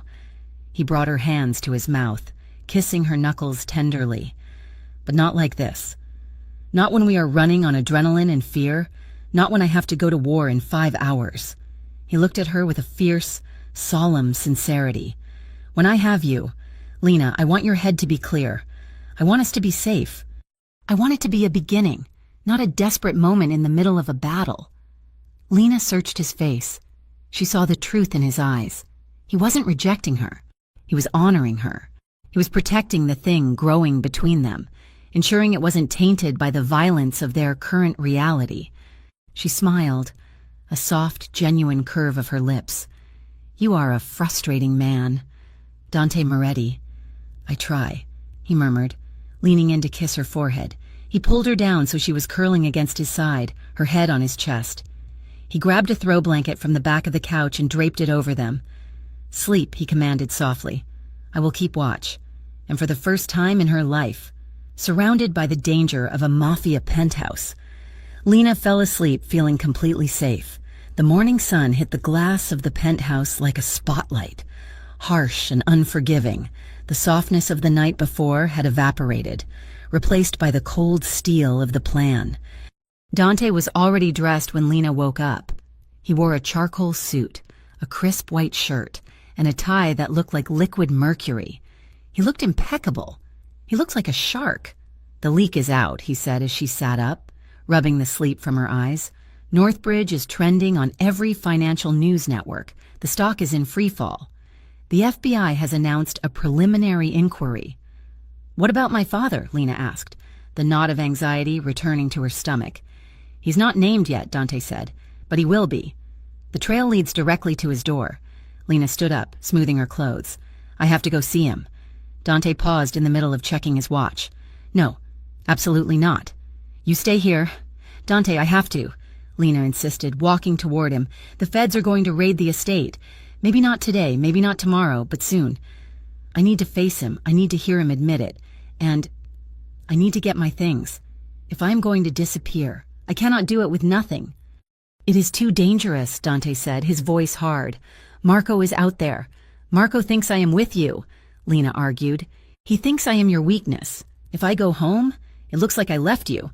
It looks like we fought. It confuses the narrative. And besides, the estate is a fortress. My father has doubled the security since I disappeared." Dante stared at her, his jaw working. He hated it. Every instinct he had screamed to lock her in this tower until the smoke cleared, but he saw the look in her eyes. It was the same look she had when she handed him the flash drive. She needed closure. She needed to sever the tie herself. "I will send Nico with a shadow team," Dante said finally. "They will not go onto the property, but they will be at the gate. You go in, you talk to him, you get a bag, and you get out. 30 minutes, 30 minutes, Lena agreed. Dante grabbed her by the shoulders and pulled her in for a hard, bruising kiss. "Be careful," he whispered against her lips. "I will see you tonight," she promised. "After you finish this." Dante left for the warehouse, walking into the trap he had set for Marco. Lena took the elevator down to the garage, where Nico was waiting with a nondescript sedan. The drive to the Marcelli estate was tense. When they arrived at the massive iron gates, the security guard, a man Lena had known since she was 10, waved them through without question. "Wait here," Lena told Nico as the car idled in the circular driveway. "Keep the engine running." She walked into the house. It was strangely quiet. The staff seemed to be making themselves scarce, sensing the storm coming. She found Victor in the library. He was pacing, a phone pressed to his ear, shouting at someone about stock prices. When he saw Lena, he froze. He hung up the phone without saying goodbye. "You came back," he said, relief washing over his face. "Thank God. Lena, where have you been? The news." "It is a disaster. Northbridge is collapsing. We need to issue a statement. We need to say you were at a spa retreat." Lena stood in the doorway, looking at the man she had idolized for 20 years. He looked smaller today. "Older. I wasn't at a spa. Father," she said, her voice steady, "I was with the people you pay to kill your employees." Victor went pale. "What are you talking about?" "I saw the file," she said, stepping into the room. "Incident 1104, David Miller." Victor sank into his leather chair as if his strings had been cut. "You were not supposed to see that. You paid them," Lena said, her voice rising. "You paid Marco Vascari to murder a man who had a daughter." "It was business," Victor shouted, slamming his hand on the desk. "It was survival." "Lena, you think I wanted that? Vascari had us in a vice. If Miller talked, the union would have walked. The hotel would have stalled. We would have lost everything. I did it for this family. I did it for you. Do not put this on me," Lena said, her voice icy. "You did it for your ego. You did it because you couldn't bear to fail." She looked around the room, the leather books, the expensive art, the crystal decanters. "I am leaving," she said. "Leaving?" Victor asked, confused. "Where are you going?" "Away from you," Lena said. "I am done being your asset." She turned and walked out. She didn't go upstairs to pack a bag. She didn't want the clothes. She didn't want the jewelry. She just wanted out. She walked toward the front door, her heart pounding. She had done it. She was free. She reached for the handle of the heavy oak door. Suddenly, a hand clamped over her mouth from behind. A cloth, damp and smelling of chemicals, was pressed hard against her nose and mouth. Lena tried to scream, but the sound was smothered. She thrashed, kicking back, but the person holding her was immense. She saw a flash of movement in her peripheral vision. 2 men in ski masks emerging from the hallway leading to the servants' quarters. How did they get in? The security... Her vision blurred. The adrenaline that had fueled her confrontation drained away, replaced by a heavy, suffocating darkness. She tried to reach for her pocket, for the burner phone. Her fingers brushed the denim of her jeans. The phone slipped from her grasp, clattering onto the marble floor. It slid under the foyer table, the screen lighting up with a half-composed message to Dante. "I'm safe. I'm coming to..." The message was never sent. "Got her." A rough voice growled in her ear. The darkness swallowed her whole. Across the city, in a rusted warehouse by the docks, Dante Moretti checked his gun. He had 10 men positioned in the rafters. He was ready to end Marco Vescari. He checked his phone one last time. No message from Lena. She must be packing, he told himself. He holstered his weapon and walked into the warehouse, unaware that the real war had just shifted fronts, and he had already lost the opening move. The warehouse on the waterfront was a hollow shell of corrugated steel and rust. The wind off the harbor whistled through the gaps in the metal, creating a low, mournful tone that sounded like a warning. Dante Moretti stepped out of his car, his footsteps echoing on the cracked concrete. He was alone, or at least, that is what he wanted Marco Vescari to believe. He stopped in the center of the vast, empty space. A single industrial light hung from the rafters, casting a sickly yellow pool of illumination. There was no table set up for negotiation. There were no guards visible. It was too quiet. It was too staged. Dante did not reach for his weapon. He stood perfectly still, his senses expanding, feeling the weight of the silence. His phone buzzed. He pulled it out slowly. It was a video call request from an unknown number. He accepted it, holding the screen up to the light. The image that flickered into view made the blood in his veins turn to ice. It was a small, dim room with peeling wallpaper. In the center, tied to a heavy wooden chair, was Lena. She looked battered. Her hair was matted to her forehead with sweat. There was a purpling bruise blooming on her cheekbone, and her lip was split. But her eyes were open, and they were burning with a fierce, terrified defiance. A man stood behind her, his face obscured by a mask, his heavy hand gripping her shoulder hard enough to whiten the skin. Dante felt a rage so pure and white-hot it nearly blinded him, but he forced it down, locking it behind the steel walls of his discipline. He needed to be a general now, not a lover. Marco Vescari's voice came from the phone speakers, smooth and mocking. "You look lonely." "Dante, where is she?" Marco, Dante asked. His voice was not a shout. It was a low, flat sound, like a stone dropping into a deep well. "She's comfortable enough," Marco replied, "for now. But that depends entirely on you." The camera panned slightly, showing Marco sitting in a plush office, clearly miles away from the warehouse. "Here's the deal," Marco continued. "You walk away. You sign over the waterfront contracts. You dissolve your union ties, and you leave Harborview by midnight. You give me the city, and I give you the girl. You refuse, and, well, she is soft. Dante, she will not last long with my men." Dante stared at the screen, memorizing every pixel. He saw the peeling wallpaper behind Lena. He saw the specific pattern of water damage on the ceiling. He saw the type of window latch visible in the corner of the frame. He knew that room. It was not a random safe house. It was the old textile factory in the Iron District. Lena had mentioned it earlier when they were decoding the Northbridge files, a property purchased by a shell company just 3 weeks ago. Dante's mind raced. Triangulating the location, he needed time. He needed Marco to feel like he was winning. "Let me talk to her," Dante said. Marco laughed. "You want to say goodbye? Put her on, Marco.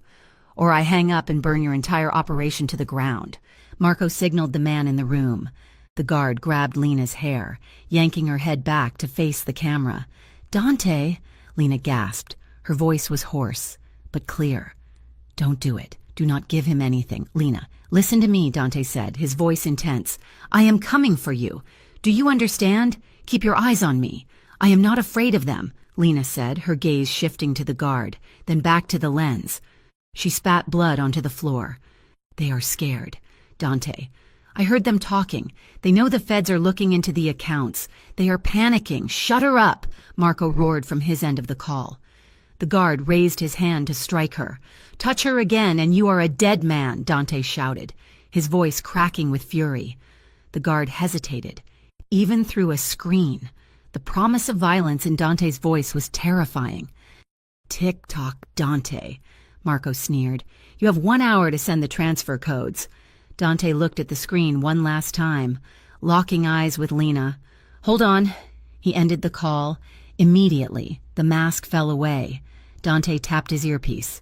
"Nico, did you get the trace?" "Triangulated."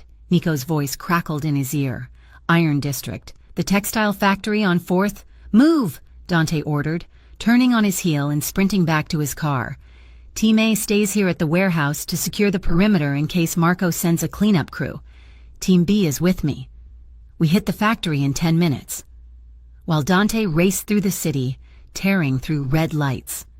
Lena sat in the dim room, her heart hammering against her ribs. The rope was digging into her wrists, chafing the skin until it bled, but the pain kept her sharp.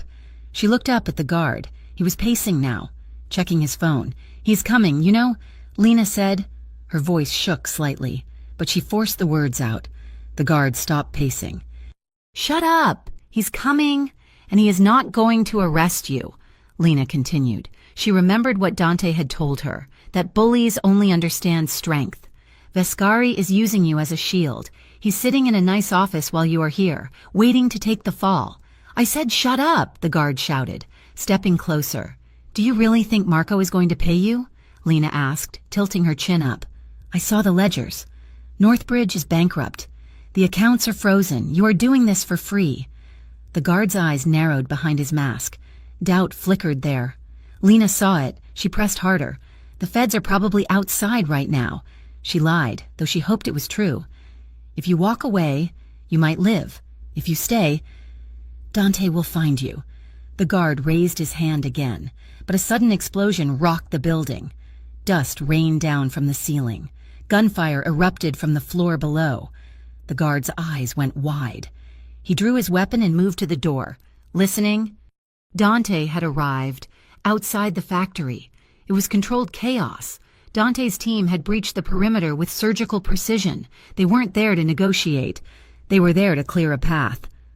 Dante moved through the hallway like a phantom. He held his weapon with a relaxed, deadly competence.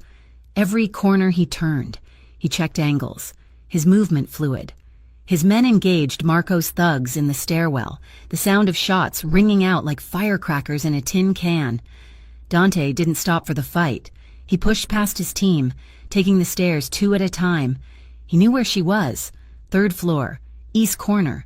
He reached the landing. A thug stepped out from a doorway, raising a shotgun. Dante didn't break stride.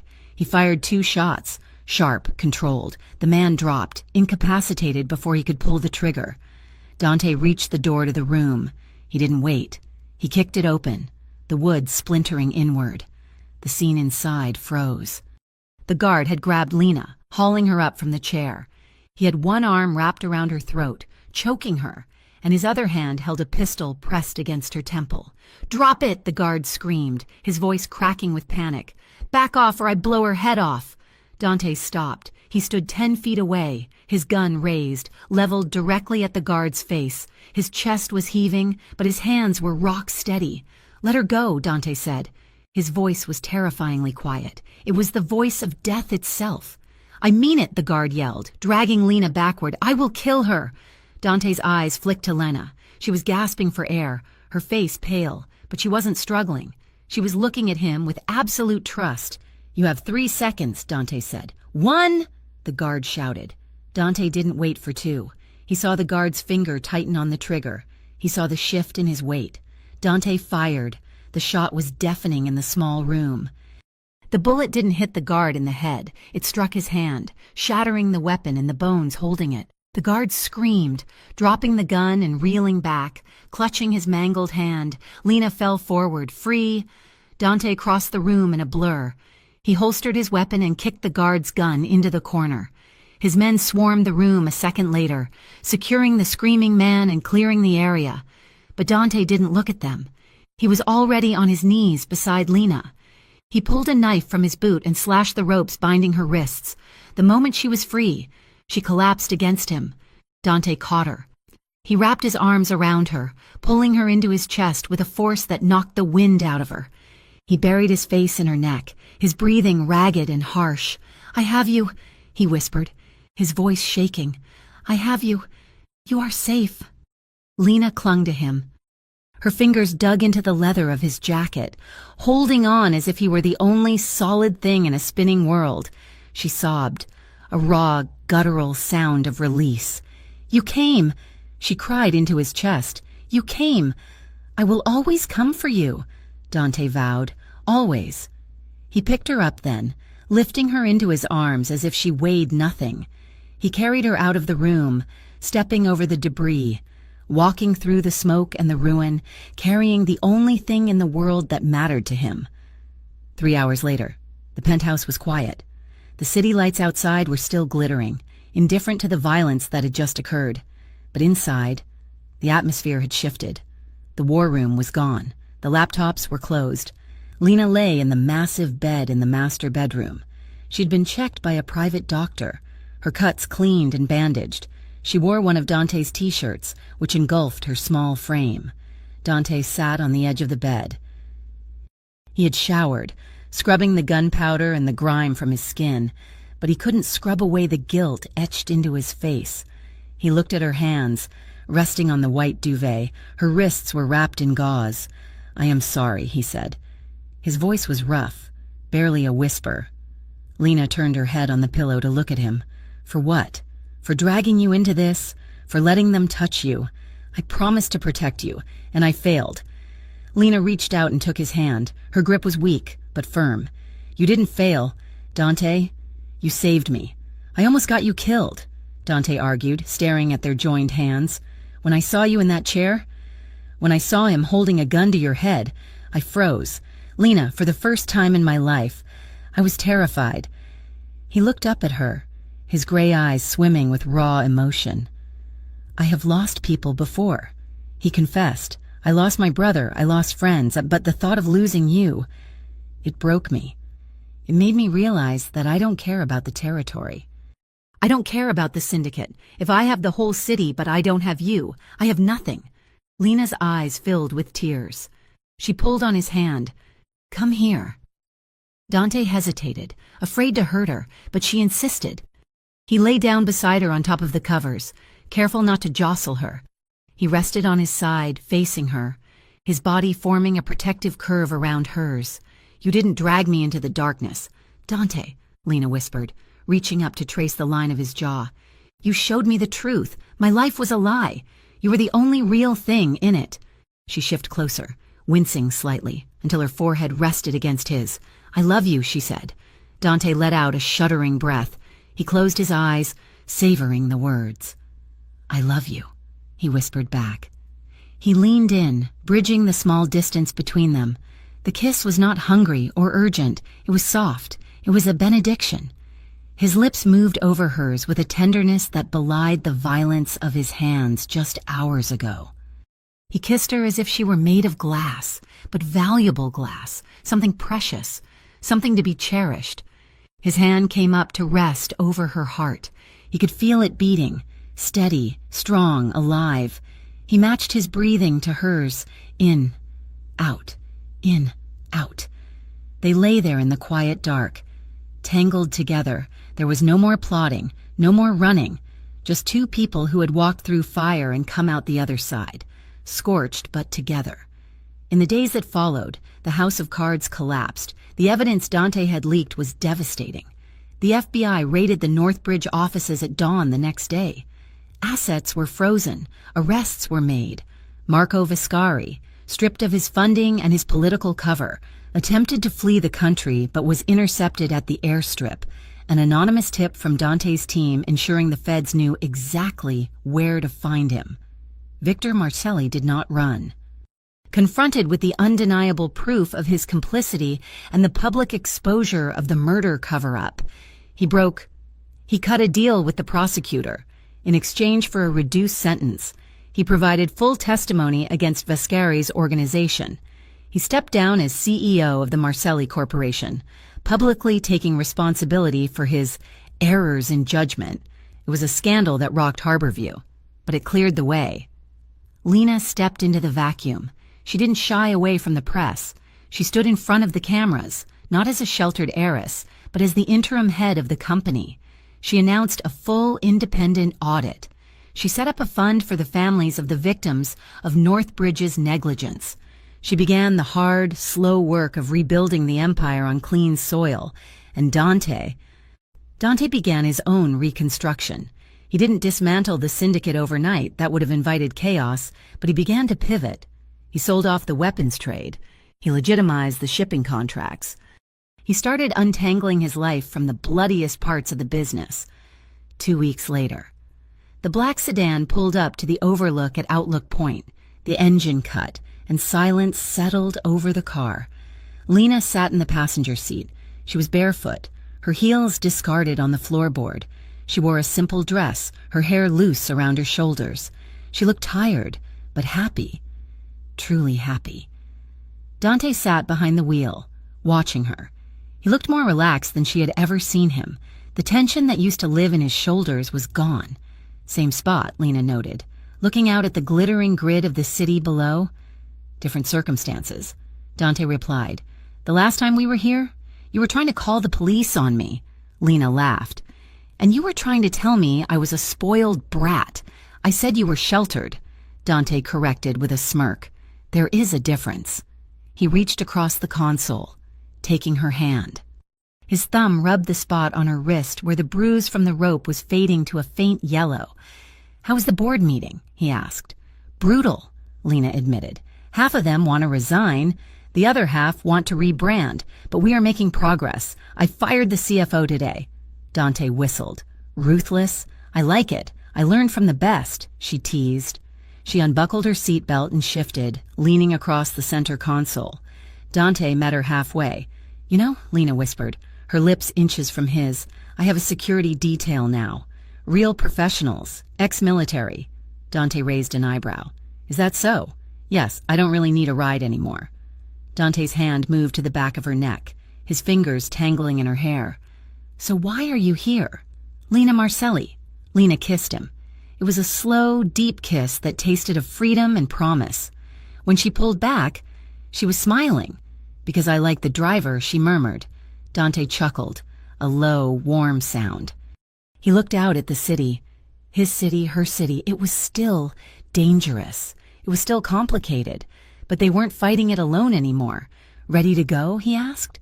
Lena settled back into her seat, resting her hand on his thigh. "Drive, Dante. Just drive." The car pulled away from the curb, heading not away from the city, but right into the heart of it, carrying two people who had decided that the only ride worth taking was the one they took together. Thank you so much for listening to The Heiress Asked for a Ride, but what she got was a wild night in the Mafia boss's car. I hope you enjoyed the journey of Lena and Dante as much as I enjoyed bringing it to life for you. It was a wild ride from that first accidental meeting to the final, hard-won, happily ever after. I would love to know where you are listening from today. Please drop a comment down below and tell me which country or city you are tuning in from. It is always amazing to see how far these stories travel. If you enjoyed this story, please make sure to subscribe to Mafia Romance Stories so you never miss an episode. We have so many more passionate, thrilling, and emotional stories coming your way. And finally, please share your thoughts on the ending in the comments. Did you like how Lena took charge? Were you rooting for Dante? I can't wait to read your feedback. Until next time, keep dreaming.